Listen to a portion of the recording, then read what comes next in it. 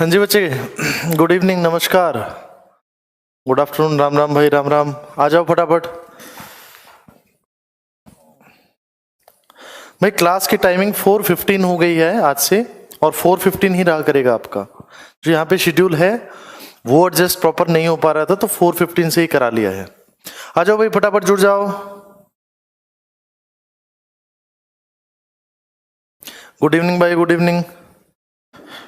थोड़ा सा आपका हरियाणा की हिस्ट्री बची हुई है बच्चे, फिर विविध आपका जो डाटा बचा हुआ है, नहरें कोशिश करता हूँ आज कंप्लीट कर लें, और 1 या 2 क्लास में आपका हरियाणा का बेसिक खत्म हो जाएगा।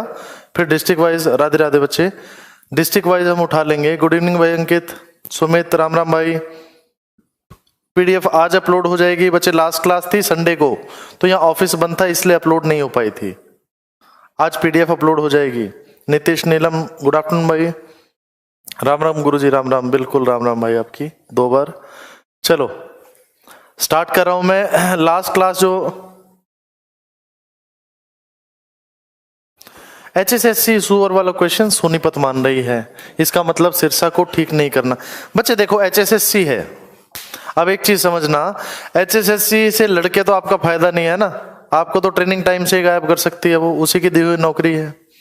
तो भाई सच्चाई है कि पुराना डाटा है सोनीपत। अब देखो ऐसे ये जो क्वेश्चन है, हिसार किसने बसाया, मैं इसको मार्क करूंगा फिरोज शाह तुगलक ने बसाया। अब क्वेश्चन था फिरोज शाह तुगलक ने कौन सा शहर बसाया, वहां पे इन्होंने फतेहाबाद भी दिया है, हिसार भी दिया है, और ये आंसर मान रहे हैं फतेहाबाद को। मैं वहां पे हिसार ही मानूंगा भाई। ऐसे तो इसके अलावा तीसरी एक जगह मैंने आपको बताई थी, हरनीखेड़ा, सिरसा से करीब 22 किलोमीटर दूर। तो भाई प्रॉपरली इसका आंसर तो बनता है हिसार, लेकिन HSSC है ये मान रही, तो अब क्या कर सकते हैं। तीसरी चीज नगर निगम की बता दूं मैं भाई, 10 नगर निगम थे। लास्ट टाइम जब मैंने आपको बैच कराया उस समय 9 रह गए थे, अंबाला वाला कैंसिल कर दिया गया था। उसके बाद दोबारा अंबाला को इंक्लूड कर दिया गया है, अब दोबारा 10 हो गए हैं। 64 पे भाई कुछ नहीं बोल सकते, यही कुछ अप्रोक्सीमेशन लगा रहा हूं। 64 से 68 के बीच में कट ऑफ, 67-8 के आसपास बता रहा हूं मैं आपको। बिल्कुल भाई सुनील, यही बता रहा हूं। अब दोबारा अंबाला वाला इंक्लूड हो गया है। जब मैंने आपको बैच में कराया था तब 9 ही थे, लेकिन उसके बाद दोबारा अंबाला वाला नगर निगम अब इंक्लूड कर लिया गया है, बीच में हटा दिया गया था। आप चाहो तो गूगल पे ये चीज सर्च करके पूरा पढ़ सकते हो।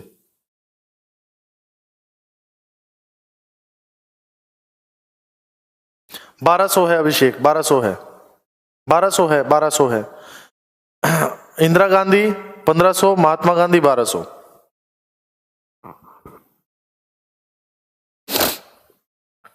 चलो बच्चे, लास्ट क्लास में मैंने क्या कराया था, हिस्ट्री चल रही थी भाई, तो कहां तक कहानी थी। तैमूर लंग आता है भारत में, आक्रमण करता है 1398 में। 1398 में, यहीं से मैं कंटिन्यू कर रहा हूं बच्चे। तैमूर लंग ने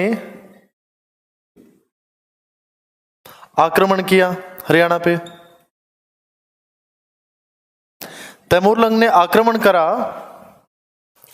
तो बच्चे क्या कहानी होती है भाई। अच्छा, तैमूर नाम था इसका, तैमूर नाम था, ईरान से आया था भाई, ये लंगड़ा था, लंगड़ा था, तो इसे तैमूर लंग, चौटाला था वही ये, तो इसे तैमूर लंग बोल दिया गया है यहाँ पे। भाई ये क्या करता है, बहुत मारकाट मचाता है। मैंने आपको बताया था कहां आक्रमण करा है, फतेहाबाद। मैं आपको बता देता हूं बच्चे भाई कहां, मेन तो फतेहाबाद पे, और बाकी मैं बता देता हूं। ये आया हरियाणा में सिरसा साइड से है, ये क्वेश्चन आया हुआ था, सिरसा साइड से आया है। फिर सिरसा के बाद फतेहाबाद में आया है, फतेहाबाद के बाद कहां पे आया बच्चे, दिल्ली, सॉरी हिसार में आया है, हिसार पे भी इसने आक्रमण करा। उसके बाद फिर ये कहां पहुंच गया, हिसार से दिल्ली, दिल्ली में इसने खूब मारकाट मचा दी। तो ये वो जगह है जहां पे इसने आक्रमण करा है। तो बच्चे अब ये क्या कहानी है, देखो क्वेश्चन आया था कि इनमें से किस किस जगह पे तैमूर लंग ने आक्रमण करा है। क्या बोलोगे, सिरसा, फतेहाबाद, हिसार, और इनमें से उपरोक्त सभी, सिरसा, फतेहाबाद, उपरोक्त, हिसार और उपरोक्त सभी, ये चारों ऑप्शन में थे, तो बच्चे क्या हो जाएगा, ये मतलब उपरोक्त सभी आंसर हो जाएगा। ये तीनों जगह इसने आक्रमण करा है। फिर दिल्ली चला गया था, काफी मारकाट इसने मचाई थी। भाई तैमूर लंग का एक सेनापति था। तैमूर लंग का एक सेनापति था। तो भाई तैमूर लंग का सेनापति था, उसका नाम क्या था? खिज्र खां। तैमूर लंग का सेनापति था खिज्र खां, है ना। तो इसी ने तो सैयद वंश की स्थापना करी थी। भाई इसने क्या करा, अपने सेनापति को भारत में छोड़ा और वापस ईरान भाग गया था। खिज्र खां को भारत में छोड़ के वापस ईरान भाग गया था। भाई तू देख रेख कर, इसी ने सैयद वंश यानी सैयद डायनेस्टी की यहाँ पे स्थापना करी है। उसके बाद क्या होता है भाई, 1414 में इसकी स्थापना हुई थी। 1451 तक ये रहा था। सैयद डायनेस्टी जो है, सैयद वंश है। ये क्या करता था खिज्र खां, यहां से कर वसूलता था।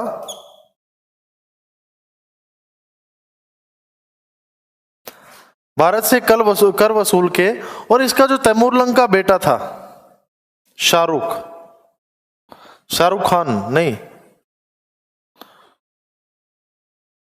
शाहरुख को भेजता था। यहां से भाई कर इकट्ठा करता है और शाहरुख को भेजता है। कौन? खिज्र खां। तो सवाल आ जाएगा कि सैयद डायनेस्टी यानी सैयद वंश की स्थापना किसने करी? सैयद वंश की स्थापना किसने करी? बच्चे क्या बोलोगे? खिज्र खान ने सैयद वंश की स्थापना करी है। चलो फिर इसके बाद भाई ये पूछ ले, खिज्र खां का जो मकबरा है वो कहां पे? खिज्र खां का मकबरा कहां पे है? सोनीपत में है बच्चे। लास्ट बैच में भी मैंने आपको लिखवाया था ये, सोनीपत में खिज्र खां का मकबरा। बिल्कुल संदीप भाई, बिल्कुल लास्ट बैच में मैंने ये बताया था।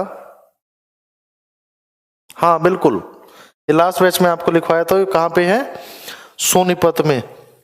बिल्कुल सही है भाई। इसको कौन सी उपाधि दी गई है, क्या कहा जाता है इसको? भाई ये क्या करता था, कर वसूलता था और भेजता था। तो खिज्र खां को रैयत आला की उपाधि दी गई है, इस नाम से इसे बुलाया गया है। बिल्कुल। चलो फिर क्या होता है बच्चे, इसके बाद आपको मैंने इब्राहिम लोदी की मृत्यु बता दी थी। बाबर आ गया था, फर्स्ट बैटल ऑफ पानीपत मैंने आपको कराई थी, है ना।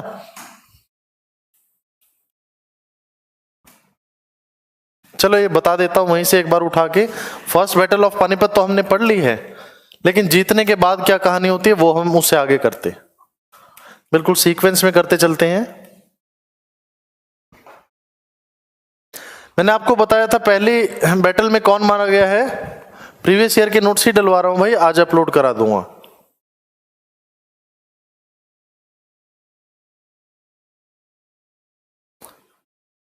संदीप भाई 7 बजे के बाद आज कर लेना। चलो फिर क्या होता है भाई, पहली लड़ाई में इब्राहिम लोदी मारा जाता है। वो अली शाह कलंदर का मकबरा कहते हैं, या इब्राहिम लोदी का मकबरा अगर पूछे कहाँ पे है, पानीपत में। बाबर जीत जाता है। फिर बाबर किस साइड चलता है? हिसार साइड चलता है ना, सॉरी कैथल साइड चलता है। भाई इस तरफ अब मैं अपना साम्राज्य बढ़ाऊंगा। भाई इसके अलावा बाबर के बारे में आपको क्या पता होना चाहिए? भाई बाबर का सामना पानीपत की पहली लड़ाई के बाद और किस किस से हुआ है हरियाणा में? तो भाई एक तो मेवात का बंदा था, सुना होगा आपने, हसन खान मेवाती। हसन खान मेवाती लास्ट बैच में मैंने बताया था, मेवात डिस्ट्रिक्ट में आएंगे तब पढ़ेंगे। आ रहा हूं भाई, वही बता रहा हूं। पहली लड़ाई के बाद किधर चल रहा है, दिल्ली तक अटैक कर रहा है, फिर कैथल साइड भी आ रहा है, वही बता रहा हूं भाई। तो मेवात साइड चला गया है। हसन खान मेवाती से पहले इसका सामना होता है, और हसन खान मेवाती को बाबर मार देता है। हसन खान मेवाती मेडिकल कॉलेज है।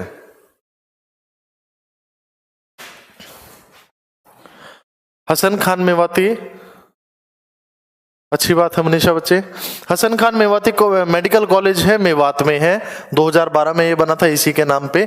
तो इसका सामना होता है बाबर इसे मार देता है। फिर उधर अगर बात करें कैथल साइड की, कैथल साइड की, तो भाई देखो क्या होता है, 1530 में कैथल का विद्रोह होता है। कौन करता है?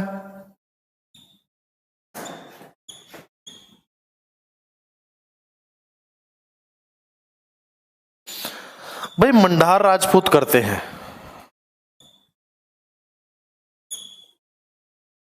मंडार राजपूत, इनका अगुवाई कौन करता है? मोहन सिंह मंडार,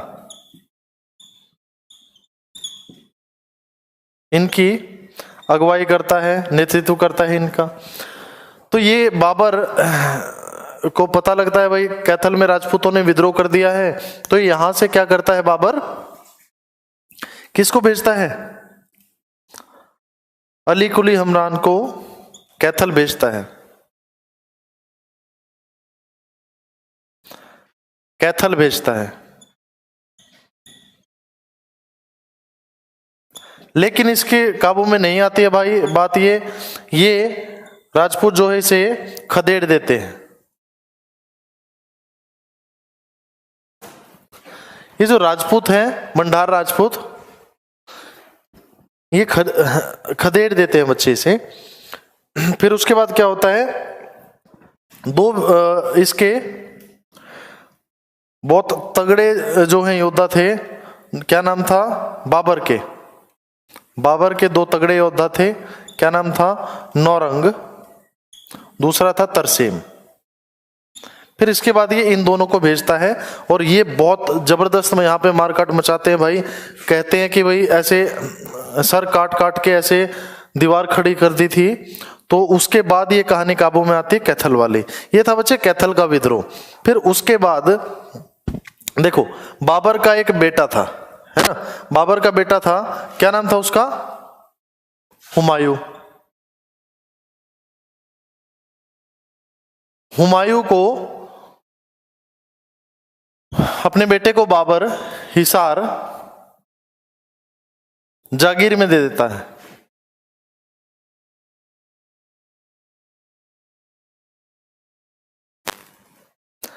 अच्छा, 1530 में फिर ये बाबर मारा जाता है।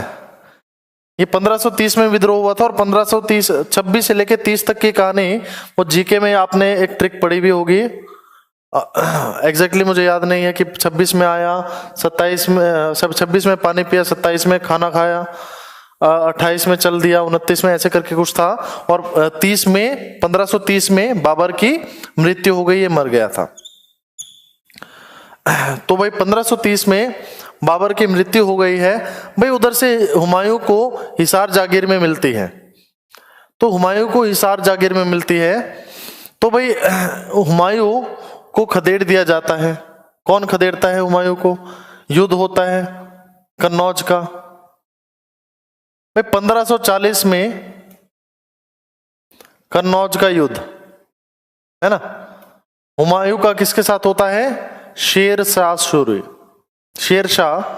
सूरी के साथ युद्ध होता है और ये इसे खदेड़ देता है भाई। फिर इसे मारने के लिए ढूंढता फिरता है, लेकिन करीब 43-44 के आसपास, 1542-43 के आसपास ये वापस ईरान भाग जाता है। लेकिन ये यहीं पे रहता है, ये इसे ढूंढ रहा था। पर इसने क्या करा हुमायूं ने? हुमायूं अपने बेटे अकबर को, रिपीट करना बच्चे, कहां से रिपीट करूं बोलो भाई। हुमायूं को जागीर में हिसार मिला बाबर से। फिर हुमायूं का और शेरशाह सूरी का युद्ध होता है, कन्नौज का युद्ध 40 में, और उसमें क्या होता है? हुमायूं हार जाता है, ये भाग जाता है। लेकिन भारत में ही होता है उस समय भाई। उस समय तक देखो, फिर 1542 में इसका एक पुत्र होता है हुमायूं का, क्या नाम है उसका? अकबर। विजिबल है बेटे यहां तक? हाँ, अकबर इसका पुत्र होता है। बिल्कुल 28 में घर गया, ऐसे ही कुछ था बच्चे। एग्जैक्टली वो पूरी ट्रिक याद नहीं है मेरे को। चंदेरी नहीं, मैंने चावल सुना था, चावल खा के घर गया फिर मर गया। पानी पिया, खाना खाया, चावल खा के घर गया फिर मर गया, ऐसे कुछ था। चलो उस चीज पे हम नहीं जा रहे बच्चे। क्या था कि हुमायूं को जागीर में मिलता है हिसार। अब हुमायूं के से शेरशाह सूरी से युद्ध होता है और ये खदेड़ दिया जाता है यहाँ से, भाई ये भाग जाता है युद्ध से। फिर करीब 1542-43 में ये अपने पुत्र को, 1542 में पुत्र होता है अकबर का जो काल रहा है 1542 से जीवन काल 1605 तक रहा है बच्चे। तो ये अकबर को यहीं भारत में ही छोड़ जाता है और इसका एक विश्वसनीय जो था सेनापति था बैरम खान।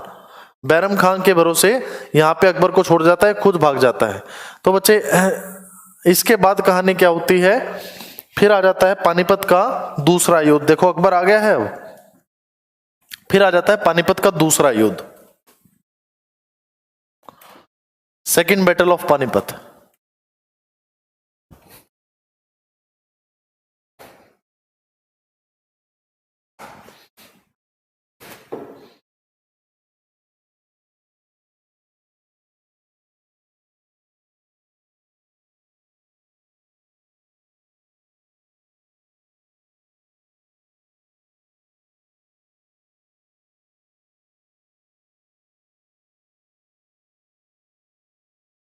अच्छा बच्चे उससे पहले ये तो आ गया है दूसरा युद्ध जो आ जाता है 1556 में आ जाता है। 1543 में सतनामियों की स्थापना होती है, सतनामियों की स्थापना होती है।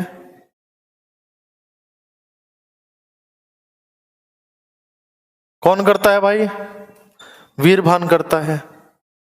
ये एक और विद्रोह था, दो विद्रोह इंपॉर्टेंट है आपको याद होने चाहिए। कैथल का विद्रोह, अली कुली खान, सॉरी माफी चाहूंगा, बाबर की सेना में ही था भाई, सेनापति था, सेनापति नहीं था मतलब एक विश्वसनीय योद्धा था उसका, लेकिन वहां से वो मंडार राजपूत उसे खदेड़ देते हैं। सतनामियों का विद्रोह होता है, वीरभान ने इनकी स्थापना करी। और ये किसके समय पे होता है बच्चे, औरंगजेब के समय पे, औरंगजेब के समय।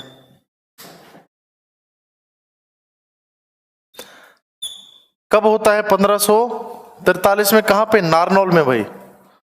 देखो दो आपको विद्रोह याद होने चाहिए, एक कैथल का एक नारनौल का, यही दोनों मोस्ट इंपोर्टेंट है, यहीं से सवाल आ सकता है। और इसको याद कैसे करोगे भाई, कोई भी चला जाता है फिर आप फोन करते हो, पूछते हो कि कब आओगे, है ना, ऐसे पूछते हो, कद ना आओगे, बोला कद ना आओगे या कब ना आओगे, तो ऐसे याद रख लेना, कब ना आओगे यानी कब आओगे। तो भाई क से क्या है, कैथल, ब से क्या है, बाबर। तो कैथल का विद्रोह होता है बाबर के समय में 1530 में, कहां पे, कैथल में। फिर न से क्या है, नारनौल। ओ से क्या है बच्चे, औरंगजेब। औरंगजेब के समय में नारनौल में कौन सा है ये, सतनामियों का विद्रोह। कब हुआ, 1543 में। ये विद्रोह भी आपको पता होना चाहिए बच्चे।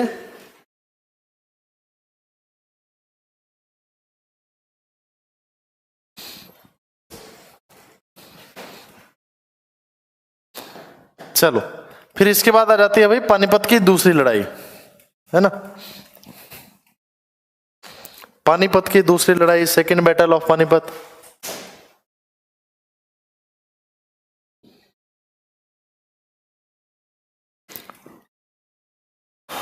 चौदह साल की उम्र में अकबर का राज्याभिषेक होता है और किस किस के बीच में होता है, अकबर वर्सेस हेमू, अकबर और हेमू के बीच ये लड़ाई होती है, अकबर वर्सेस हेमू, अकबर और हेमू के बीच ये लड़ाई होती है।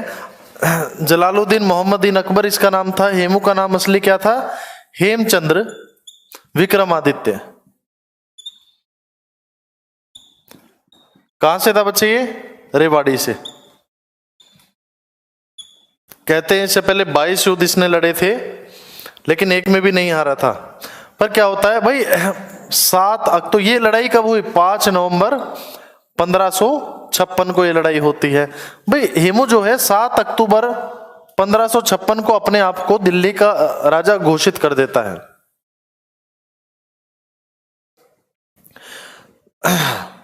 तो भाई खाली गद्दी देखकर ही अपने आप को दिल्ली का राजा घोषित करता है कौन? हेमू। लेकिन अकबर को पता लगता है कि भाई ऐसे ऐसे है और मैं शायद मैं उसे हरा सकता हूँ। भाई खाली गद्दी थी, अपने आप को राजा घोषित करा है। तो अकबर क्या करता है, इसका जो हुमायूं का सेनापति था, क्या नाम था? बैरम खान, अकबर का सेनापति हो जाता है। इनका विश्वसनीय था ये। अब ये भी हो सकता है कि हेमू और किसके बीच हुआ पानीपत की दूसरी लड़ाई, अकबर आपको दे ही ना, फिर क्या आंसर आ जाएगा? बैरम खान, क्योंकि इसकी उम्र क्या थी इस समय? महज 14 साल थी। देखो 1556 में युद्ध हो रहा है, 1542 में अकबर का जन्म होता है, तो 14 साल की उम्र में तो इसकी तरफ से युद्ध कौन लड़ता है?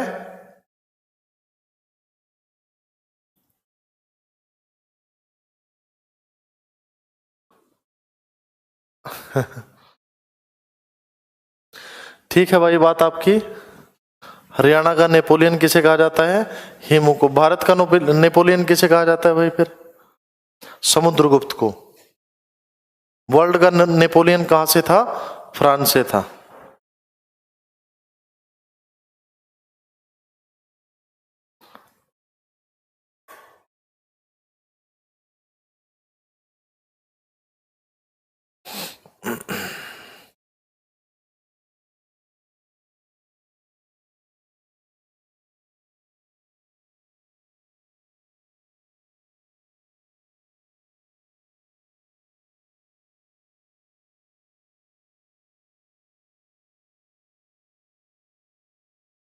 चलो आते हैं बच्चे इस चीज पे भी। बनिया था भाई, बिल्कुल व्यापारी था ये।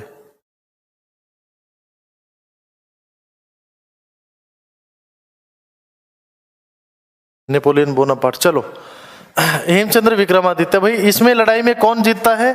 अकबर जीत जाता है। कहते हैं कि इसकी आंख में तीर लगा था और ये नीचे गिर गया था और मौके का फायदा उठा के बैरम खान ने इसकी गर्दन काट दी।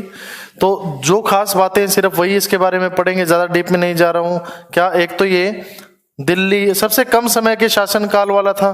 भाई सबसे कम समय तक शासनकाल किसका था? हेमू का, सिर्फ 28 दिन का। दूसरा, दिल्ली की गद्दी पे बैठने वाला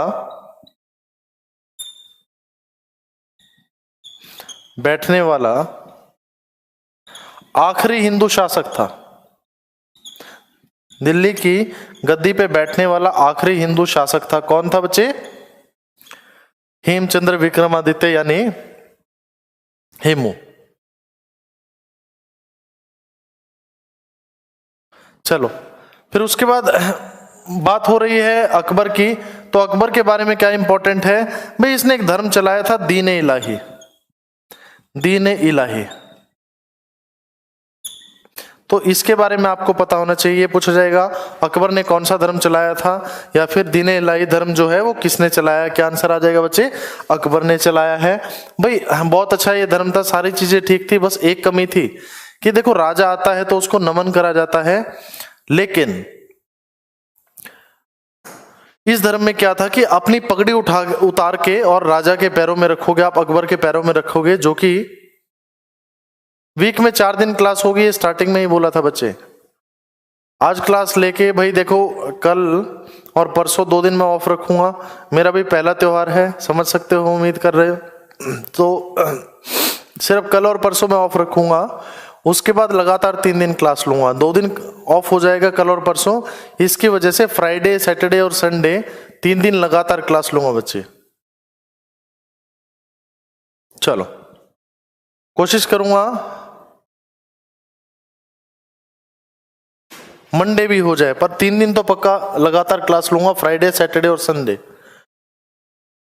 भाई पहला त्योहार है तो आना फिजिबल नहीं है यहाँ पे, इतनी दूर वहां जाना है, मतलब कहीं जाना है। चलो भाई, दिल्ली की गद्दी पे बैठने वाला आखिरी हिंदू शासक है। इधर से इसने धर्म चलाया दीन इलाही, फिर लोगों ने इसका बहिष्कार कर दिया। इसके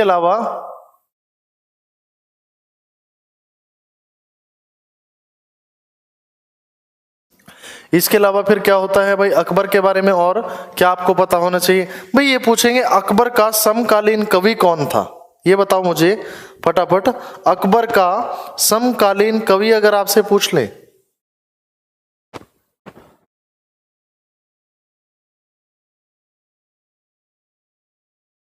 अकबर का समकालीन कवि, ये सवाल आया हुआ था इसलिए मैं यहां पे डाटा ऐड कर रहा हूं। ये अकबर का समकालीन कवि, तो क्या हो जाएगा बच्चे इसका आंसर?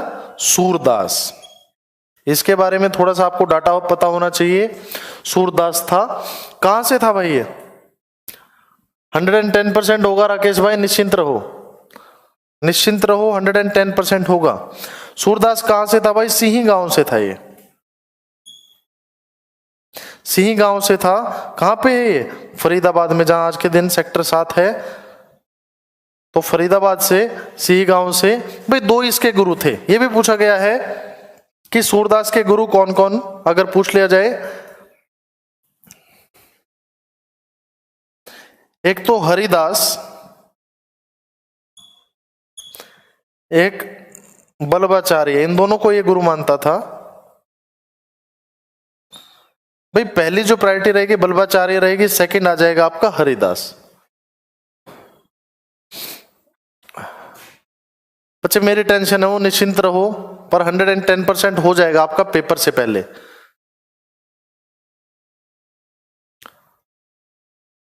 चलो फिर आपसे वो ये भी पूछ सकता है कि सूरदास की रचना, भाई रचनाएं मैचिंग करने आ जाता है। बाणभट्ट था, तो ऐसे सूरदास के, बाणभट्ट का कौन सा था? हर्षचरित। तो ऐसे सूरदास के लिए भी पूछ सकता है सूरदास की रचना कौन सी थी? तो इसकी रचना कौन सी थी बच्चे? सूरसागर। सूरसागर इसकी रचना का नाम है, सूरसागर। चलो ये पानीपत की सेकंड बैटल हो जाती है।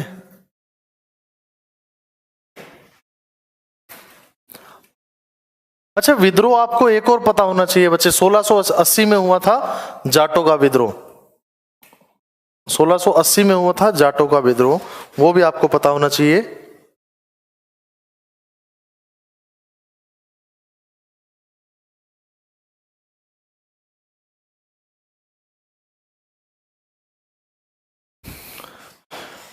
जाटों का विद्रोह कब हुआ? 1680 में जाटों का विद्रोह।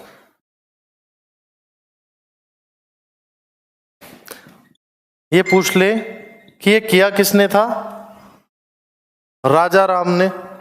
राजा राम और उसके भतीजे चूड़ामन ने।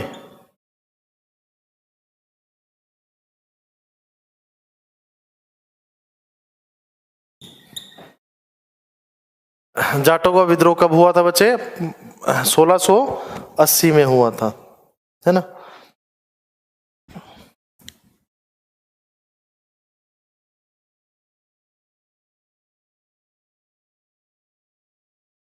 फिर इसके बाद क्या कहानी आ जाती है भाई? आपसे अगर ये पूछ ले बंदा बैरागी कौन था? बंदा बैरागी, बंदा बैरागी खालसा आर्मी का सेनापति था भाई।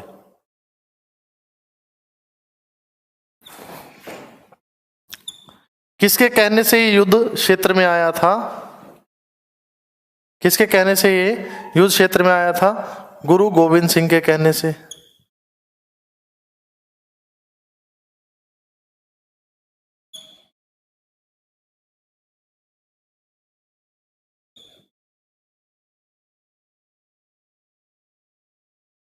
फिर क्या होता भाई? इसकी मृत्यु कब हुई थी?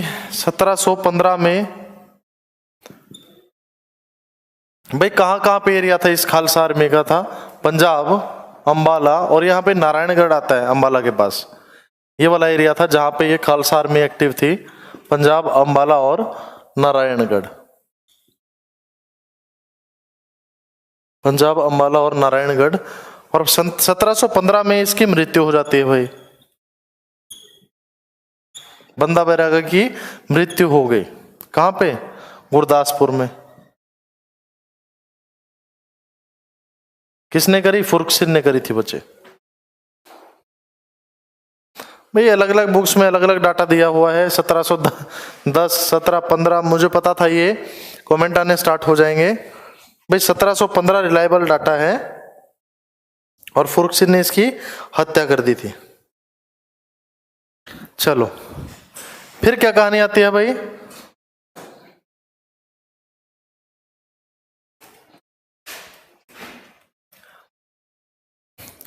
भाई 15 अक्टूबर 1754 को आलमगीर द्वितीय ने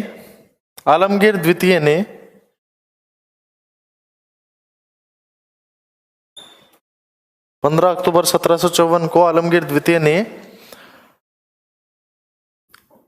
कुरुक्षेत्र मराठों को भेंट में दे दिया। भाई मराठे आए थे इस साइड, कैसे आए थे?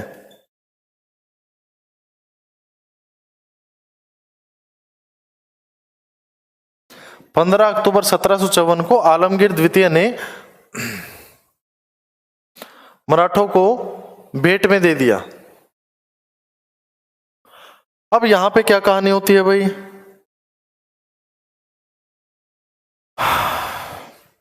भाई 1761 में तीसरा युद्ध हुआ था पानीपत का। करा दूंगा भाई, प्रीवियस ईयर आज अपलोड हो जाएगा 110%, निश्चिंत रहो आप उस चीज के लिए।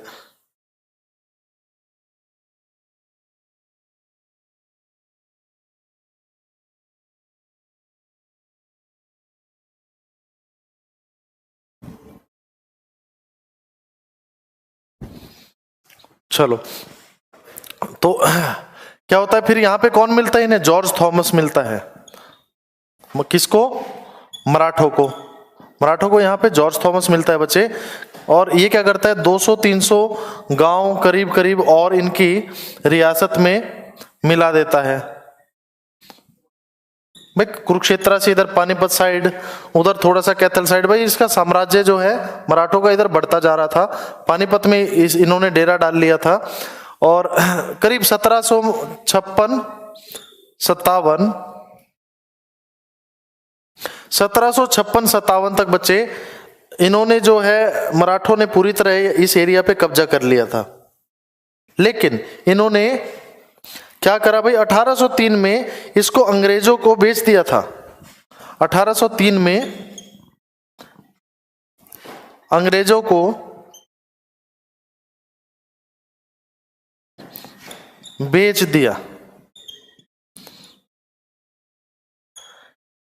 किस संधि के तहत भाई पूछा जा सकता है? सरजी अंजन संधि।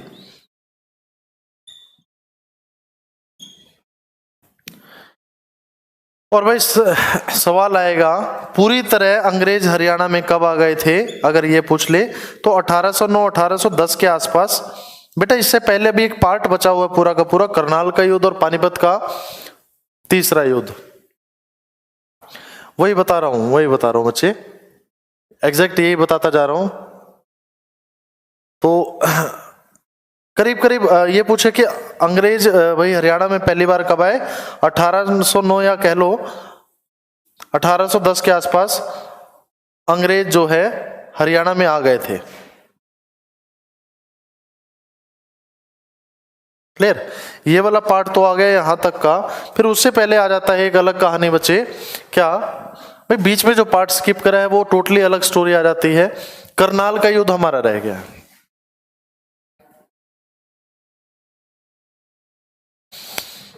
करनाल का युद्ध रह गया है।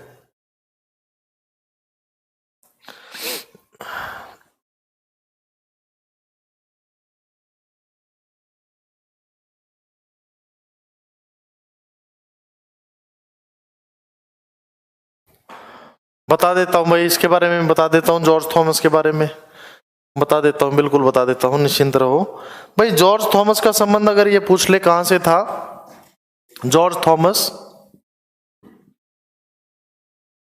इसका संबंध कहां से था भाई? हांसी से था। हांसी को इसने अपनी राजधानी बनाया था। हांसी को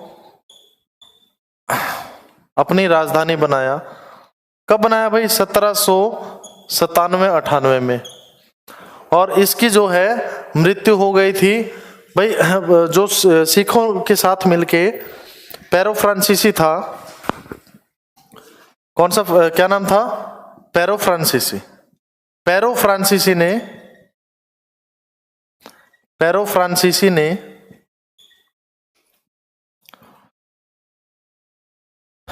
सिखों के साथ मिलकर इसकी हत्या कर दी।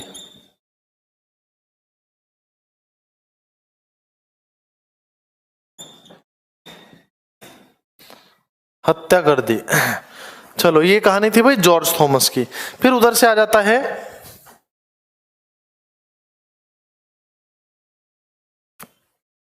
दोबारा बताओ भाई संदीप, रंगीला और अब्दाली के बीच। अच्छा, करनाल का युद्ध किस किस के बीच हुआ था बच्चे, एक बार कमेंट करो। चलो शाबाश, यही हेडिंग में डाल रहा हूं। 1739 में करनाल का युद्ध होता है बच्चे।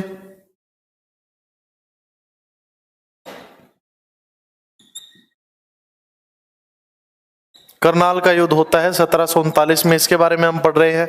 इसके बहरामपुर में 1802 में मृत्यु हो गई थी जॉर्ज थॉमस की। सॉरी, चलो, करनाल का युद्ध किस किस के बीच हुआ बच्चे, कमेंट करो।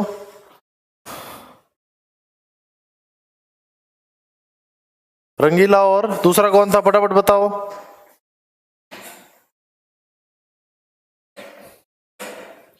शाबाश, कमेंट नहीं आया भाई एक भी।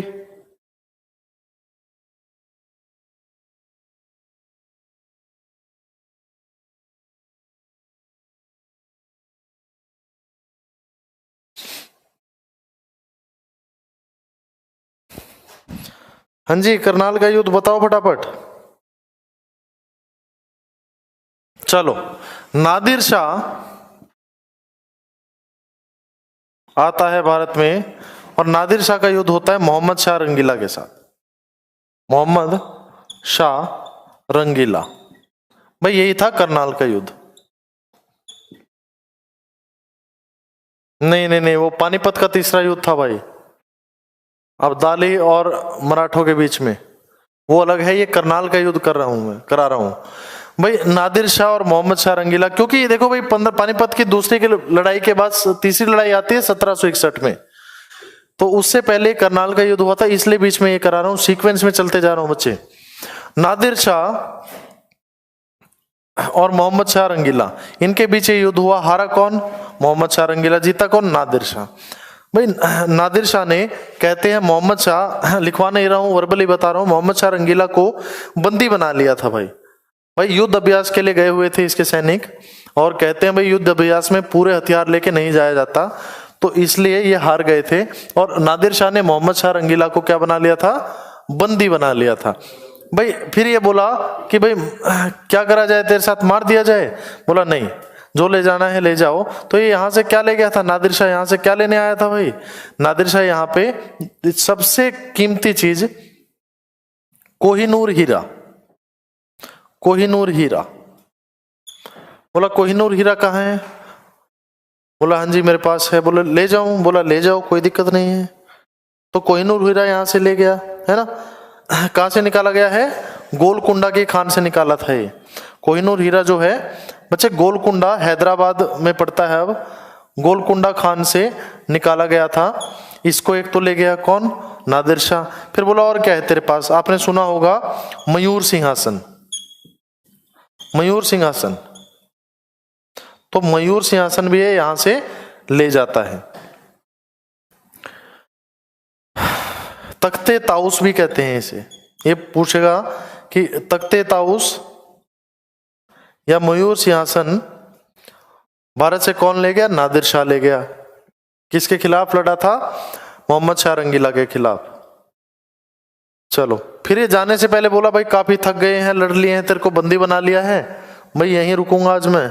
तो मोहम्मद शाह रंगीला क्या बोला? देख मेरे पास क्या है सबसे कीमती चीज, ये सभी को पता लग गया है, कोहिनूर हीरा। तो भाई जैसे तू लूटने आया है वैसे ही मुझे अंग्रेज भी तो लूटने आ सकते हैं, फिर मैं तो फंसूंगा ही फंसूंगा। मेरा तो जो होना था वो हो चुका, अब बारी तेरी है। तो ये रात को ही वहां से फरार हो गया और ईरान वापस भाग गया।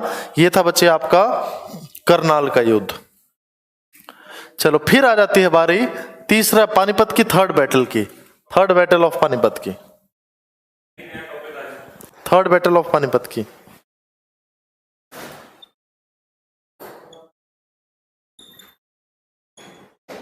पानीपत का तीसरा युद्ध आ जाता है बच्चे।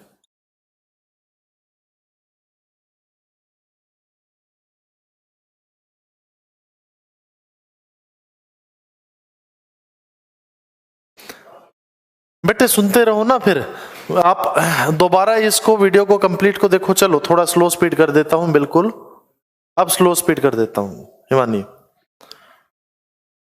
ये वीडियो आपके पास पड़ी रहेगी, निश्चिंत रहो। सिलेबस के लिए बोल रहे थे तो सिलेबस भी तो कंप्लीट कराना है, और टाइमली कराऊंगा, डिटेल में कराऊंगा भाई, निश्चिंत रहो।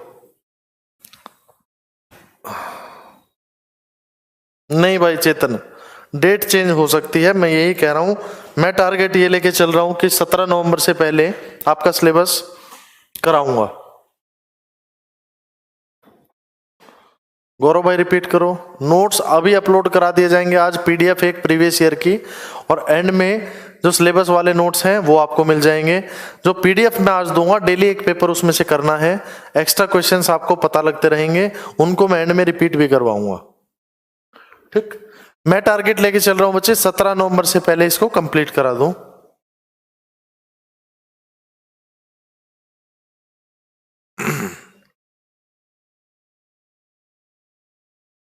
बेटे बफरिंग यहां पे तो नहीं हो रही है, तो 17 नवंबर से पहले सिलेबस कंप्लीट करा दूंगा आपका। बट मेरा अंदाजा भाई 25 नवंबर तक तो होगा ही होगा नहीं पेपर, उसके बाद ही होगा, हुआ तो ये अंदाजा है मेरा। तो समय है आपके पास, निश्चिंत रहो। सारा डाटा डीप में कराऊंगा, और उम्मीद है अभी तक भी जितना कराया है भाई हरियाणा की हिस्ट्री से रिलेटेड करा रहा हूं, तो हरियाणा की हिस्ट्री में कुछ नहीं बचा होगा भाई। उससे पहले भी जो भी डाटा करा रहा हूं, बेसिक हरियाणा का कंप्लीट होने के बाद बताना क्या बचा है। फिर हम डिस्ट्रिक्ट में जाएंगे, फिर करंट अफेयर में जाएंगे, और लास्ट में क्वेश्चन आंसरिंग का खेल खेलेंगे। थोड़े से दिन 4-5 क्लासेस में क्वेश्चन आंसर हुआ करेंगे। चलो, थर्ड बैटल ऑफ पानीपत फिर किस किस के बीच में होता है भाई? अहमद शाह अब्दाली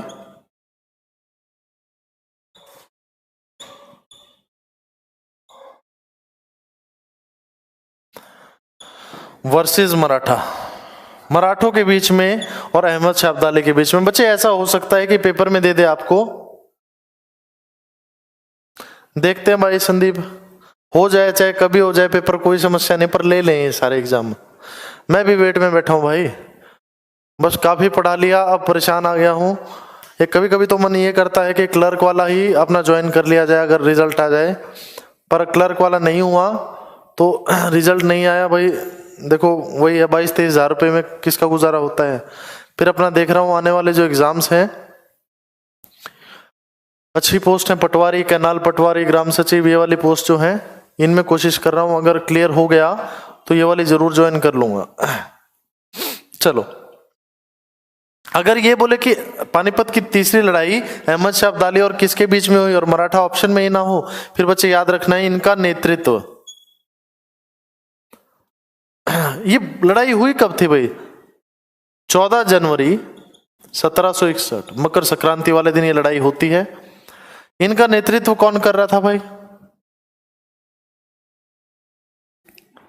सदाशिवराव भाऊ इनका नेतृत्व कर रहा था भाई।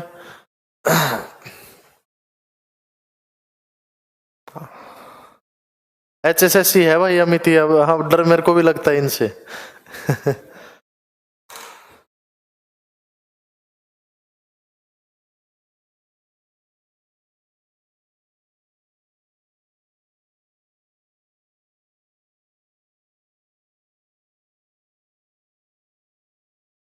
चलो, पानीपत की तीसरी लड़ाई के बाद, अच्छा तीसरी लड़ाई हुई है मराठे और अहमद शाह अब्दाली में, और जीता कौन है बच्चे? अहमद शाह अब्दाली। मराठा हार गए हैं। ये कहते हैं कि भाई क्लाइमेटिकल रीजन भी था कि भाई इन्हें यहाँ का वेदर जो है सूट नहीं आता था, और एक्सट्रीम सर्दियों में ये लड़ाई हुई थी। भाई सर्दियां ये बड़ी मुश्किल से काटते थे, वो बूढ़ो वाला काम था, भाई जाडे मुश्किल कटे हैं, है ना, तो बड़ी मुश्किल से ये सर्दियां काटते थे। क्योंकि महाराष्ट्र से आए थे भाई ये, और वहां पे समुद्र किनारे ना ज्यादा गर्मी होती है ना ज्यादा सर्दी होती है, पर हरियाणा की सर्दी है 14 जनवरी की, तो आप समझ सकते हो इनको आदत क्या है। साउथ की मूवीज आपने देखी होगी मराठा वाली, भाई लुंगी लपेट के ऊपर कुछ भी नहीं डाला होता और वो दांती से उठा के चल पड़ते हैं। बस साउथ की मूवीज भी आपने देखी हो तो गुरीला वार करते हैं, वो भी एक बहुत बड़ा कारण था भाई, मतलब छुप के आएंगे गर्दन काट के ले जाएंगे। तो यही कारण था भाई, इन्हें आमने सामने के युद्ध की आदत नहीं थी मराठों को। दूसरा क्लाइमेटिकल रीजन भी था। तीसरा सबसे बड़ा रीजन कहा जाता है क्या, घर का भेदी लंका ढाए, है ना। तो भाई घर में ही अगर कमी हो फिर तो कहानी बाहर ठीक चल ही नहीं सकती। तो घर वाले ही कुछ बाहर खबर दे रहे थे और इस कारण मराठा यहाँ पे हार जाते। कौन जीतता है बच्चे, अहमद शाह अब्दाली। सवाल आपसे वो करेगा पानीपत की तीसरी लड़ाई के बाद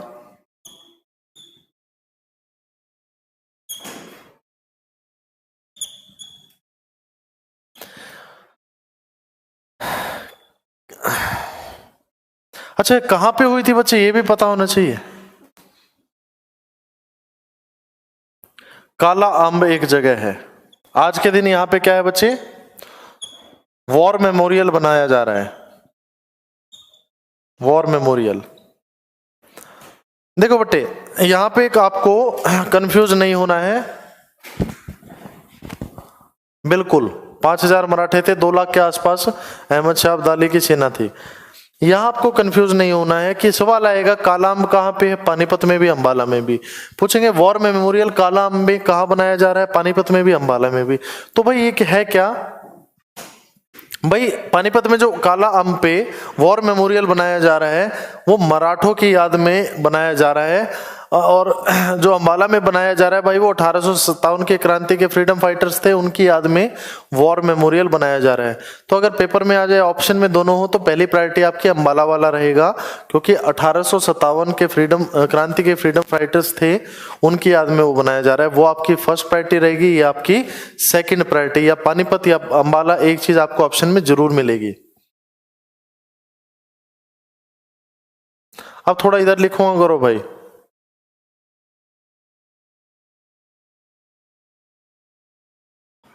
हरियाणा पुलिस की न्यूज ही बता रहा हूं भाई, मेरा अंदाजा है 25 नवंबर के बाद ही होगा, उससे पहले नहीं होगा पेपर। चलो, किस मंदिर की स्थापना हुई, सवाल मेरा था कि किस मंदिर की स्थापना हुई, बताओ भाई। उस मंदिर के बारे में सवाल आ जाता है। पानीपत में कोई मंदिर होगा भाई फेमस, देख लो अब कौन सा मंदिर है, बता दो फटाफट बता दो। पानीपत की लड़ाई के बाद किस मंदिर की स्थापना हुई, किस मंदिर को स्थापित किया गया।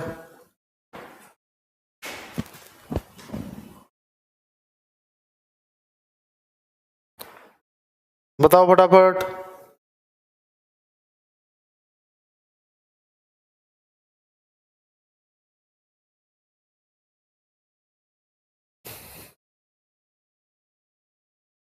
क्या आंसर आ जाएगा, देवी तालाब का शिव मंदिर, देवी तालाब का शिव मंदिर। या बच्चे सवाल पेपर में कई बार आया है, इसे किस नाम से जाना जाता है, देवी मंदिर। देवी मंदिर कहां पे है भाई, पानीपत वालों को तो पता होगा, बस स्टैंड के पीछे उधर सलारगंज गेट की साइड जाते हुए देवी मंदिर आता है, इसकी स्थापना करी गई है।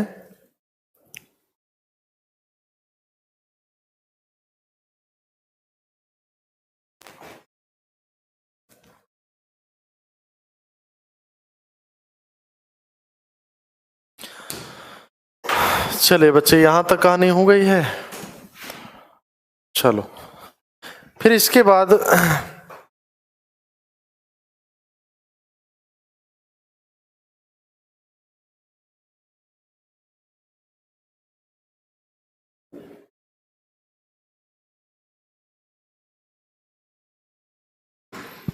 कुछ एक सवाल मैं आपसे पूछ रहा हूं,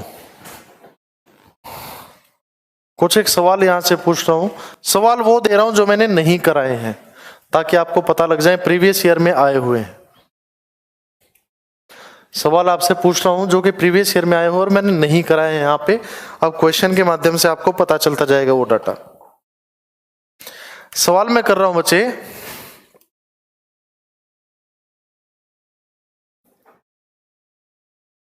सल्तनत काल में सबसे छोटा इक्ता कौन सा था? सबसे छोटा इक्ता, इक्ता हो जाता है बच्चे, इक्ता हो जाता है जिला, इक्ता हो जाता है बच्चे जिला। भाई सबसे छोटा इक्ता कौन सा था सल्तनत काल में? फटाफट कमेंट कर दो भाई। आज के समय में भी जिला है वो, आज के समय में भी वो जिला है। फटाफट बता दो भाई, सबसे छोटा इक्ता सल्तनत काल में, कमेंट करो फटाफट।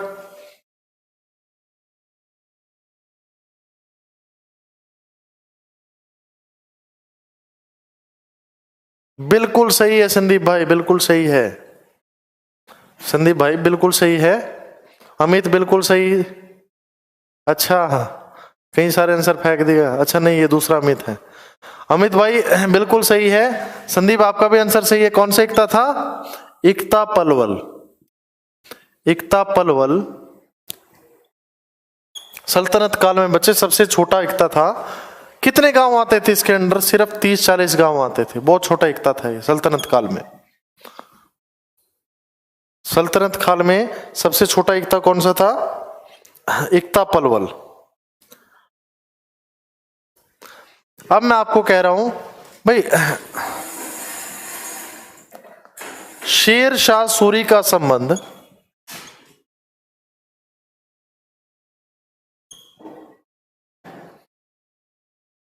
शेर शाह सूरी का संबंध हरियाणा में कहां से है?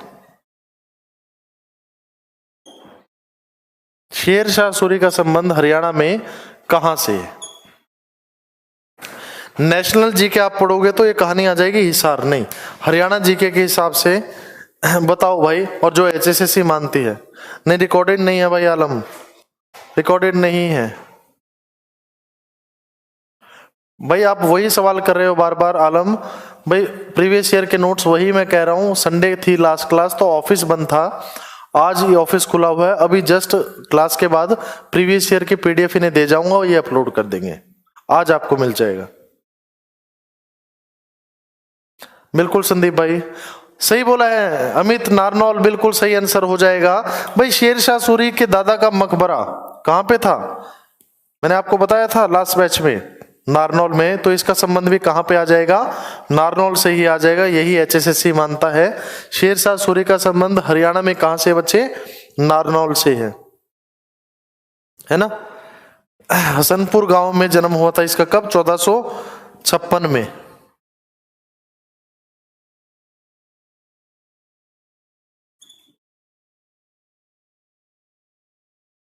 हसनपुर में जन्म हुआ था। कब हुआ था बच्चे?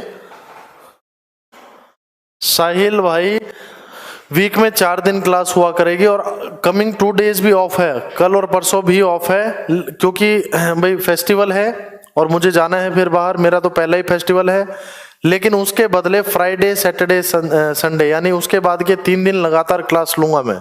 निश्चिंत रहो, टाइम से आपका सिलेबस पूरा हो जाएगा। 1456 में बच्चे कहां पे जन्म हुआ था शेरशाह सूरी का? हसनपुर में, है ना। तो पूछे कहां से संबंध है इसका, तो क्या बोलोगे? नारनौल से।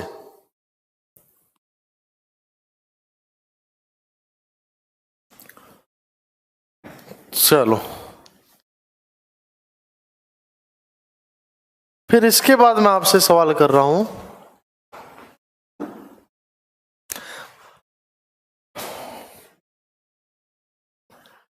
भाई हरियाणा का ताजमहल किसे कहा जाता है? हरियाणा का ताजमहल किसे कहा जाता है? फटाफट कमेंट कर दो, शाबाश।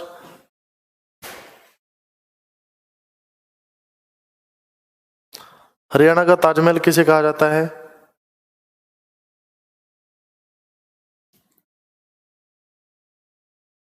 बहुत आसान क्वेश्चन करा है भाई, यहां तो कमेंट कर सकते हो।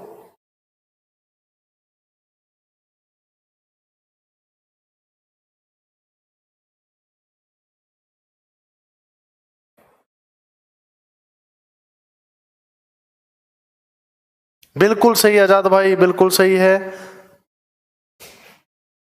अंकित बिल्कुल सही है।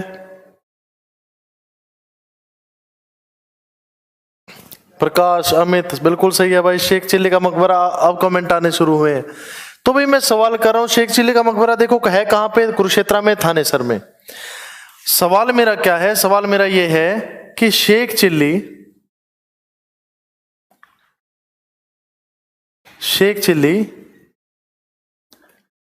किसका धर्म गुरु था?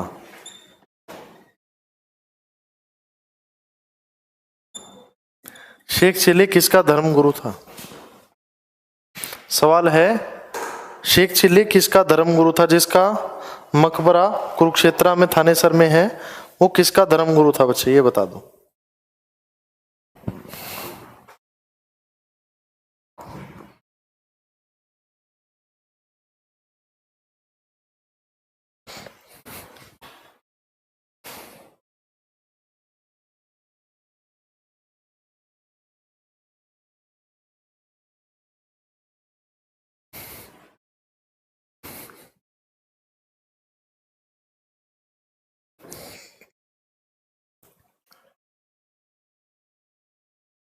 शेख चिल्ली किसका धर्मगुरु था? फटाफट कमेंट करो भाई। जब सवाल पूछता हूं तब गायब हो जाते हैं आंसर, हैं? और वैसे फटाफट कुछ इधर उधर के कमेंट आते रहते हैं।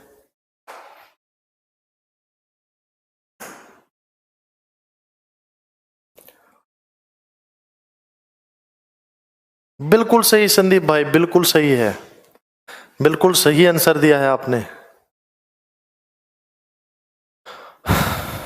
पता नहीं सर जी, हाँ ये ऑप्शन भी मिलेगा अमित भाई, बेरागोनी, हरियाणा जी, ऐसे तो ही मिलना चाहिए ना।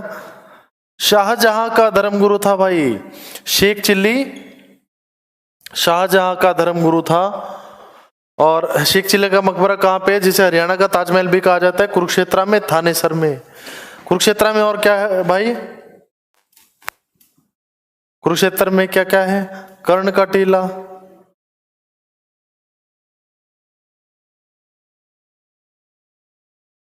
और क्या है कुरुक्षेत्र में? हर्ष का टीला और कर्ण का टीला, दोनों यहाँ पे हैं। चलो डिस्ट्रिक्ट में आएंगे उस समय हम करेंगे इसे। चलो 5-1 मिनट का ब्रेक कर रहा हूं। ब्रेक के बाद भाई इतिहास काफी हो गया है ना, आज एक नहरों वाला टॉपिक उठा लेते हैं। नहर और सिंचाई जो है, ये वाला टॉपिक उठा लेते हैं, उसके बाद नेक्स्ट क्लास में इससे आगे कर लेंगे। 5 मिनट का ब्रेक कर रहा हूं बच्चे सिर्फ।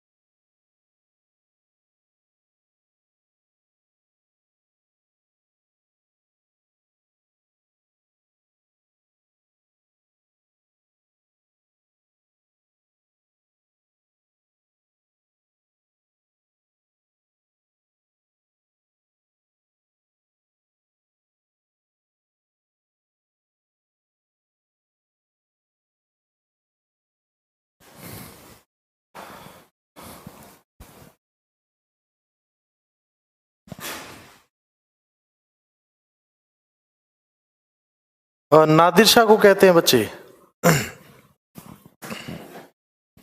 चलो लिखो, बता देता हूं, ये भी लिख देता हूं यहां बोर्ड पे जो आपका डाउट है। भाई करनाल का सेकंड युद्ध कराया था अभी, लगता है चेक कर रहे हो, है ना? चलो कोई नहीं बेटे, करनाल का सेकंड युद्ध कराया था मैंने, मोहम्मद शाह रंगीला के और नादिर शाह। नादिर शाह को क्या कहते हैं? ईरान का नेपोलियन भी कहते हैं, ईरान का नेपोलियन।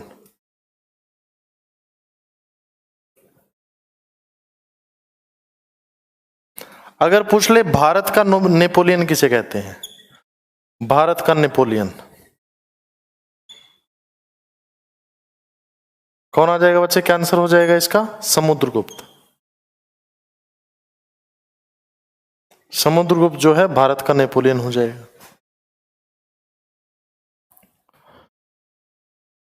क्लियर?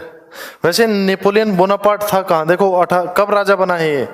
1804 में। कौन? नेपोलियन बोनापार्ट की मैं बात कर रहा हूं। बहुत ही खतरनाक शासक था ये, जबरदस्त।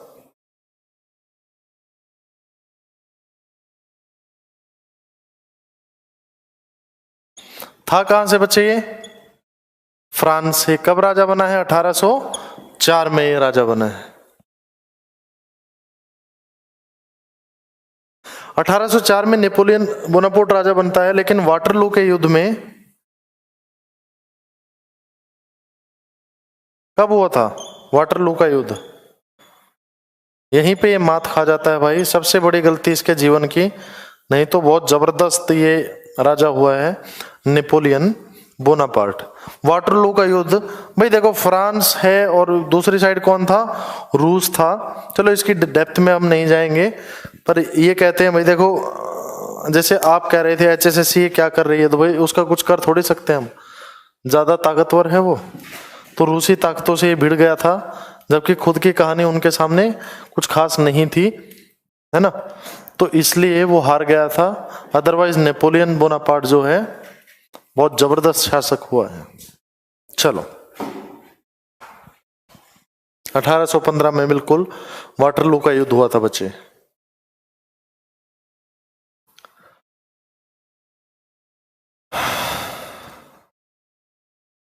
चलो फिर मैं करा रहा हूं आपको हरियाणा में सिंचाई एवं नहरें। हरियाणा में सिंचाई एवं नहरें करा रहा हूं मैं आपको बच्चे। तो सवाल है मेरा,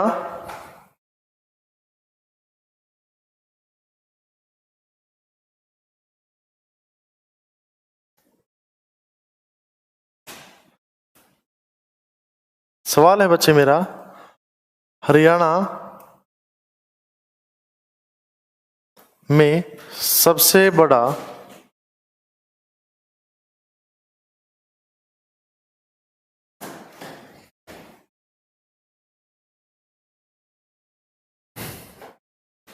सिंचाई का स्रोत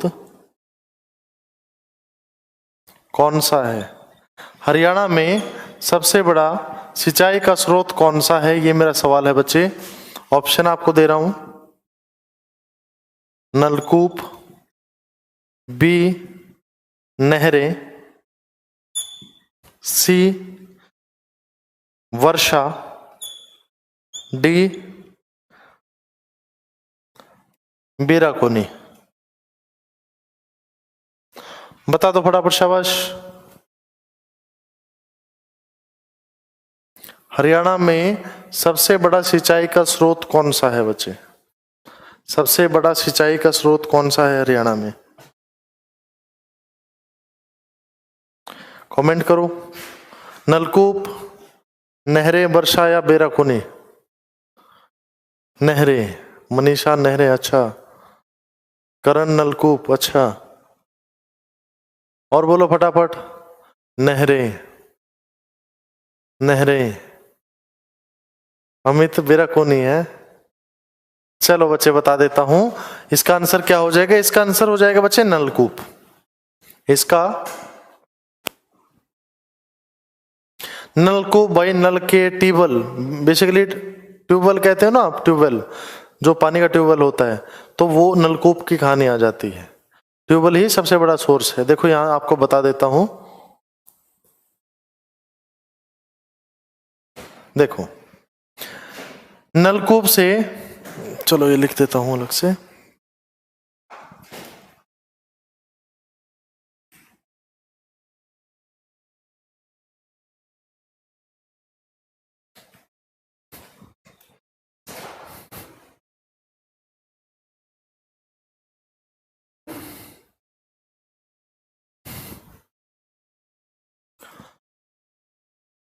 लिख रहा हूं बच्चे, हरियाणा में सबसे ज्यादा सिंचाई, हरियाणा में सबसे ज्यादा सिंचाई, तो सबसे ज्यादा होती है बच्चे नलकूपों द्वारा, नलकूपों द्वारा। कितनी होती है भाई, 51.12% जो सिंचाई है वो किसके द्वारा होती है, नलकूपों द्वारा। सेकंड क्या आ जाएगा बच्चे, नहरों द्वारा, नहरों द्वारा करीब करीब 48%, 48.36%, 48.36% जो सिंचाई है बच्चे किसके द्वारा होती है, वो नहरों के द्वारा। क्लियर।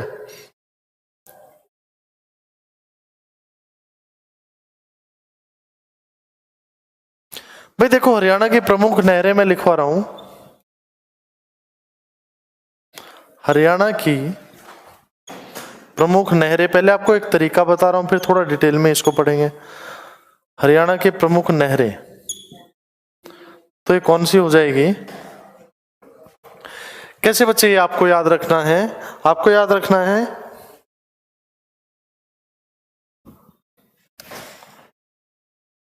जवाहर जी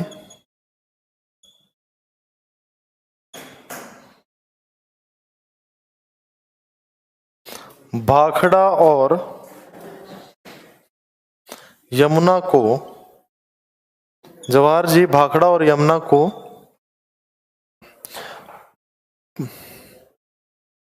पार करके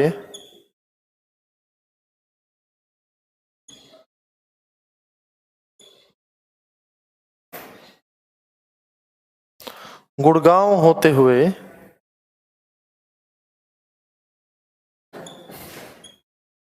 भिवानी गए। जवाहर जी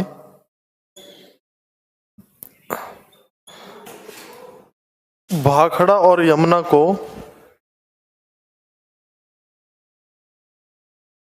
सत्यम कमेंट करो बच्चे, है कब वो एग्जाम, कमेंट करो एक बार, एग्जाम है कब। जवाहर जी भाखड़ा और यमुना को पार करके गुड़गांव होते हुए भिवानी गए।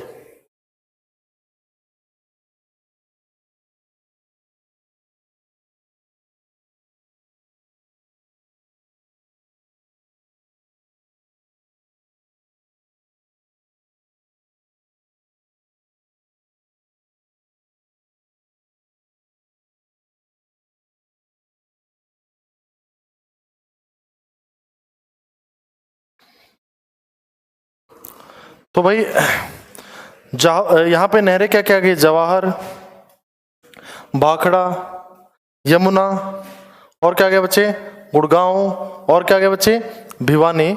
ये आपकी नहरें यहां पे लिखी गई हैं। ये आपकी हरियाणा की प्रमुख नहरें लिखी गई हैं। बिल्कुल। चलो तो ये जो जवाहर नहर है ये कहां से निकाली है, भाखड़ा से निकाली हुई। जवाहर नहर कहां से निकाली है, भाखड़ा से। और बच्चे अगर ये पूछ लिया जाए कि ये सिंचाई कहां पे करती है, तो ये कहां पे करती है बच्चे, महेंद्रगढ़, महेंद्रगढ़ में ये सिंचाई करती है। फिर आ जाती है बच्चे भाखड़ा, कहां से निकाली है ये भाखड़ा नहर? सतलुज नदी से, है ना। भाखड़ा नहर जो है सतलुज नदी से। उसके बाद भाई यमुना कहां से निकाली है? पश्चिमी यमुना नहर कहते हैं ना, पश्चिमी यमुना नहर जिसे कहते हैं भाई, दिल्ली के ओखला से। दिल्ली में ओखला जगह है भाई, दिल्ली में ओखला विजिबल है, यहां बोर्ड पे नहीं है, दोबारा लिख देता हूं भाई।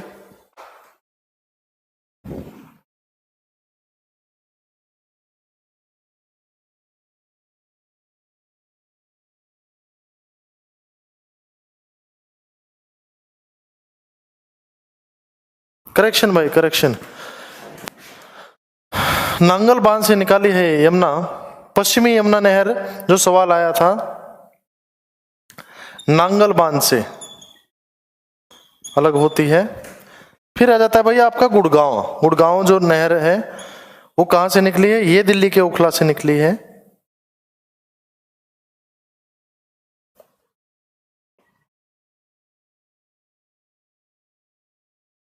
और लास्ट आ गया आपका भिवानी, ये भी भाखड़ा से निकलती है। चलो, ये आपकी प्रमुख नहरें हो गई हैं बच्चे। ठीक है भाई बात आपकी।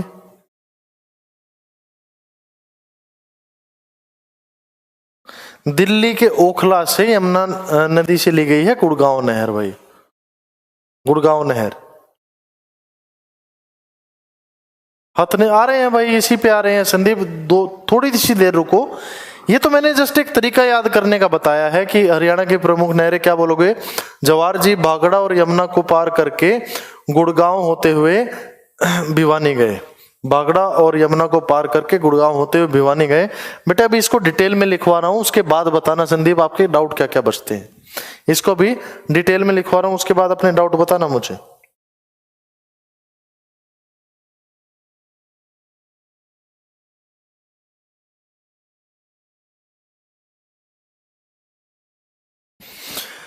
तो सबसे पहले हम लिख रहे हैं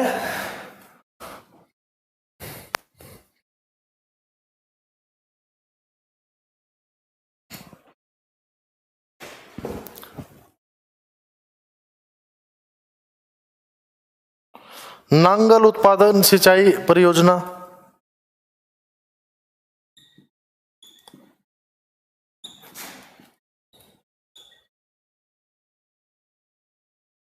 दो इंपॉर्टेंट हैं,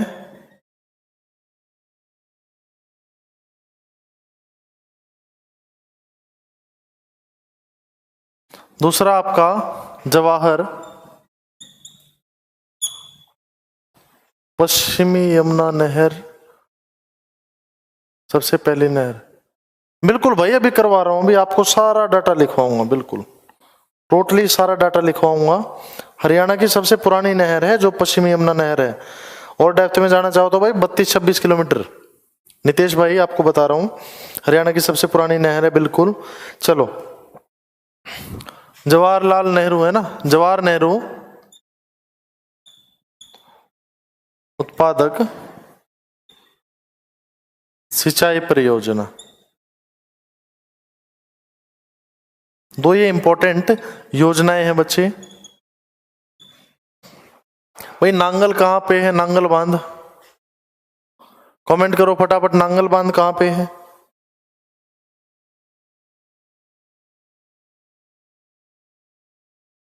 नांगल कहां पे है?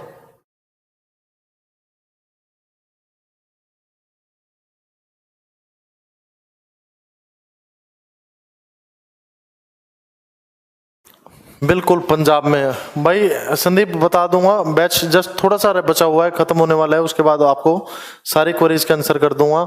कट ऑफ कितनी रहेगी या पेपर कैसे आने वाला है, जो पूछना है उसके बाद पूछना। एक बार भाई थोड़ा सा पार्ट बचा है, इसको कंप्लीट करने दो भाई। ये वाली कहानी ज्यादा इंपॉर्टेंट है। वो पंजाब तो ये जवाहर नेहरू कहाँ पे है? ये बच्चे महेंद्रगढ़ में। इस नहर में सबसे पहले पानी कब छोड़ा गया? 1976 में सबसे पहले यहाँ पे पानी छोड़ा गया था। भाई सवाल मेरा है, ये इंपॉर्टेंट आ जाती है, क्यों इंपॉर्टेंट क्यों है कि भाई इसने किस वर्ष में बचे खरीफ की फसलों को भयंकर सूखे से बचाया? इस नहर ने किस वर्ष में खरीफ की फसलों को, महेंद्रगढ़ साइड, इसमें पहली बार पानी कब छोड़ा गया है? 1976 में छोड़ा गया। अच्छा लिख दिया है, खरीफ की फसलों को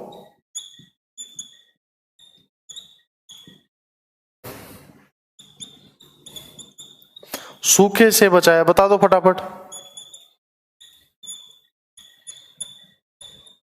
इंपॉर्टेंट आ जाता है बच्चे ये। 1987 में इसने भयंकर सूखे से बचाया था खरीफ की फसलों को। कौन सी?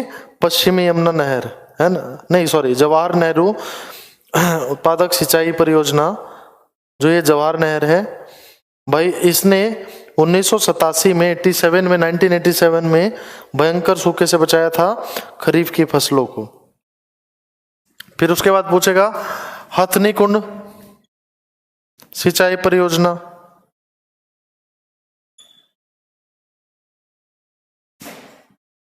हथनी कुंड सिंचाई परियोजना कहां पे है?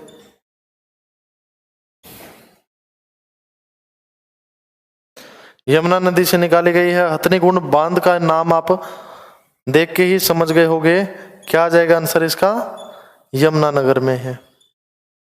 हथनी कुंड बांध कहां पे है? ताजेवाला गांव में है। 77 नहीं करण भाई, 87 में। 76 में पहली बार इसमें पानी छोड़ा गया था, पश्चिमी यमुना नहर। अच्छा चलो,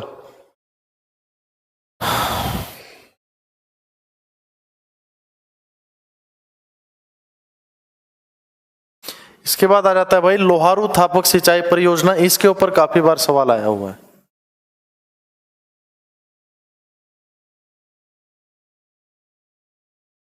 लोहारू थापक सिंचाई परियोजना, या इसी को इंदिरा गांधी सिंचाई परियोजना भी कहते हैं। इंदिरा गांधी भी बोल सकता है या लोहारू थापक भी बोलता है। इंदिरा गांधी सिंचाई परियोजना इसी को कहते हैं भाई। तो ये कहां पे है भाई? भिवानी में। भिवानी में सिंचाई होती है इसके द्वारा। और ये पूछा जाता है कि कितनी लंबी परियोजना है ये? 225 किलोमीटर लंबी है। 225 किलोमीटर लंबी है बच्चे ये।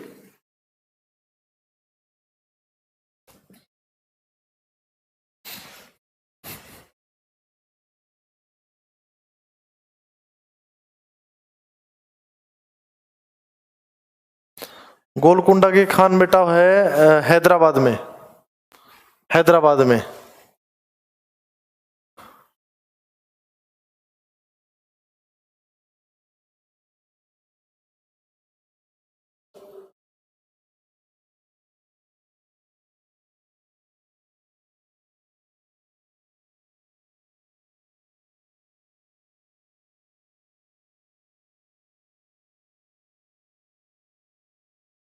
चलो, फिर उसके बाद पूछा जाए जूही परियोजना।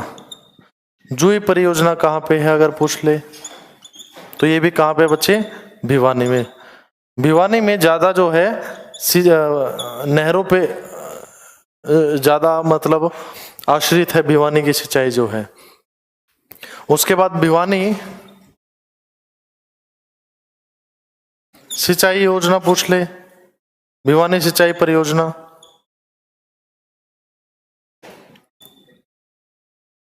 भिवानी सिंचाई परियोजना पूछे बच्चे तो ये भी कहां पे है? भिवानी में ही है ना भाई। जूही वाली का भी पूछ सकता है, डिस्टेंस कितना है? 170 किलोमीटर। कहां सिंचाई करती है? ये भी भिवानी में ही सिंचाई करती है जूही। और मेरे हिसाब से अगर क्वेश्चन आया तो या तो लोहारू थापक से आएगा भाई या फिर जूही से आएगा।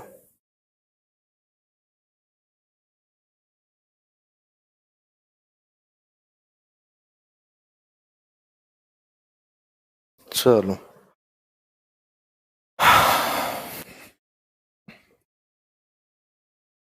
तो भाई मेरा सवाल है अब आपसे एक, हालांकि नेक्स्ट क्लास में उठाएंगे अब 1857 की क्रांति, लेकिन मेरा सवाल आपसे ये है कि 1857 की क्रांति में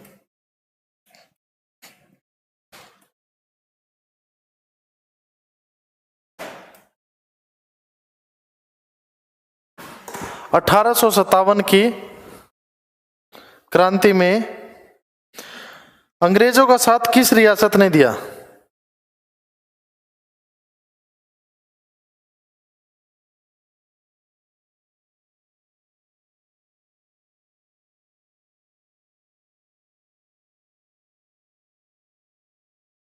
बता दो, फटाफट कमेंट कर दो।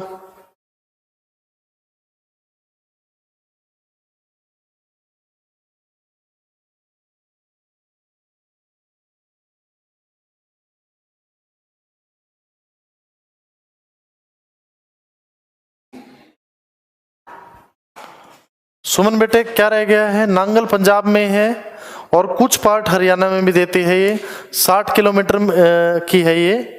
सुमन बच्चे आपके लिए बता रहा हूँ, रिपीट कर रहा हूँ, नांगल परियोजना के बारे में आप पूछ रहे हो। रूपनगर से शुरू होती है ये, 60 किलोमीटर इसका जो है सिंचाई का जो लंबाई है, और कुछ एक पार्ट में, बहुत कम पार्ट में नांगल परियोजना है हरियाणा में, बहुत कम पार्ट में है। शुरू होती है बच्चे पंजाब से, नांगल से, बताया था मैंने आपको। लिखा नहीं होगा तो वर्बली बोला होगा, नांगल कहाँ पे? पंजाब में है। और पूछो सुमन भाई, कोई बच्चे कोई डाउट हो तो। चलो, मैंने क्या सवाल पूछा था आपसे, किस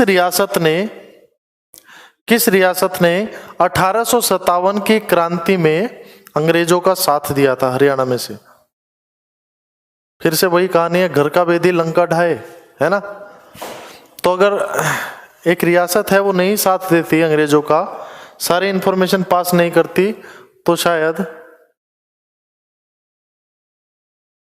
अभिषेक हैदराबाद किस चीज का आंसर दिया है बच्चे आपने?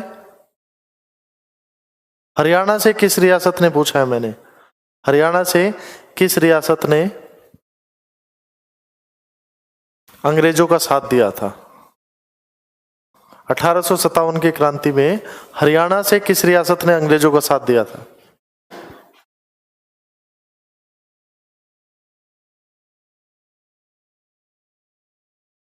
बताओ बच्चे, शाबाश।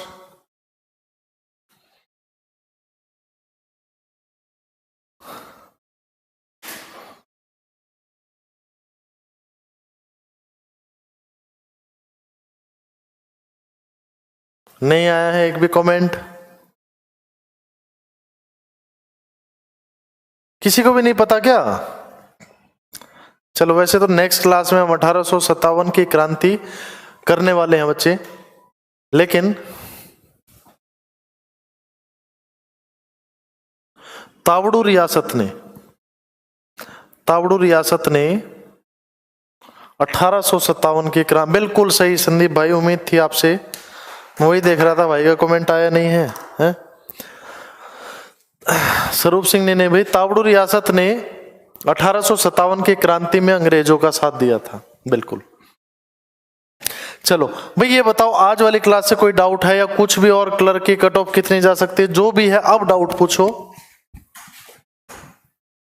नहीं बच्चे, तावड़ू रियासत आ जाएगा अंकित। अब डाउट पूछो, जो भी आपके डाउट्स हैं, अब आपको क्वेरी का रिप्लाई करूंगा।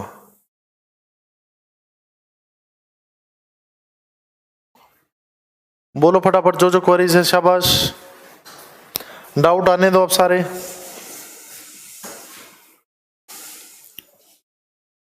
भाई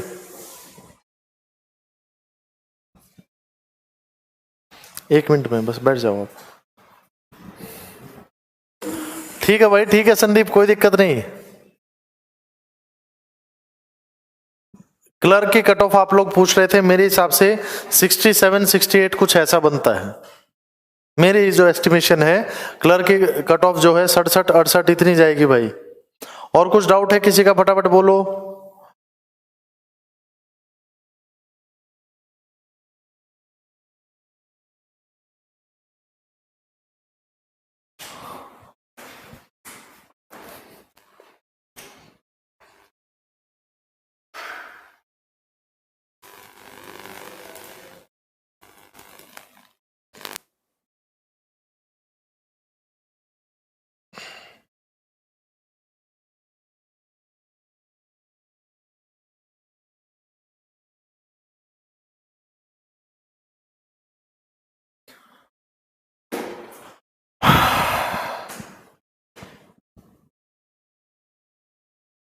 भाई पहले कंप्लीट करा दूंगा इसके। सुमन बच्चे औरंगजेब के समय में लिखवाया नहीं था 1680 का?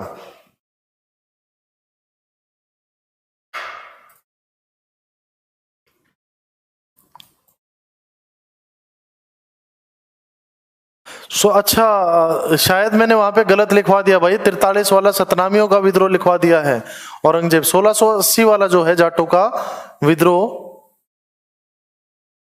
वो आ जाएगा।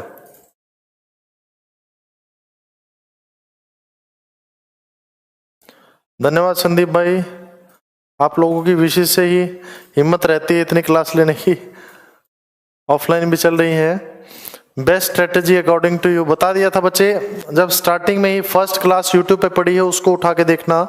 अपकमिंग एग्जाम्स के लिए सारी स्ट्रेटेजी बताई है, कांस्टेबल के लिए, पुलिस के लिए बताई है मैंने, और एसआई के लिए। अमित भाई, मोहित भाई, दोनों के लिए बता रहा हूं।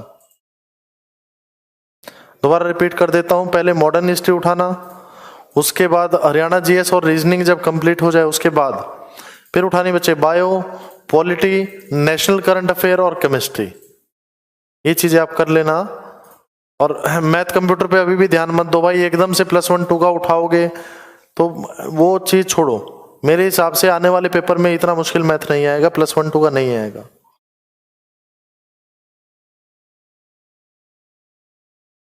पीजीटी में तो भाई आराम से कर दोगे अमित, जिस हिसाब से आपके रिप्लाई आ रहे हैं बहुत इजीली सिलेक्शन हो जाएगा, कुछ भी बड़ी बात नहीं है। बस साइकोलॉजी अच्छे से करके जाइए वहां पे।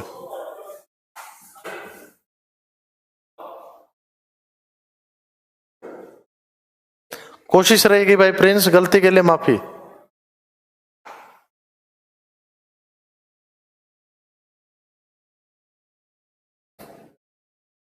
चलिए बच्चे, अपना कीमती समय देने के लिए धन्यवाद। और कल और परसों 2 दिन ऑफ रहेगा, उसके बाद लगातार 3 दिन क्लास लूंगा।